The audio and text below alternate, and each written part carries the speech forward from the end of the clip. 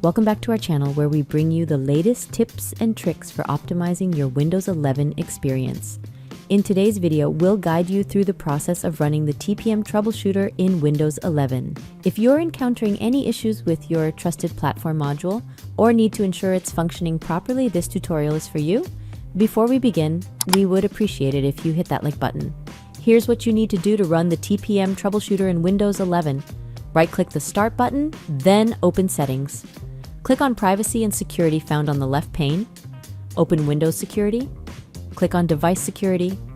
Under Security Processor, click on the Security Processor Details link. Under Status, click on the Security Processor Troubleshooting link. Then run the TPM Troubleshooter tool and follow any other provided instructions based on the troubleshooter's findings. Thank you so much for watching our video. We hope you found our guide helpful and insightful. If you enjoyed this content and want to stay updated with more Windows tips, tricks, and troubleshooting guides, please consider subscribing to our channel.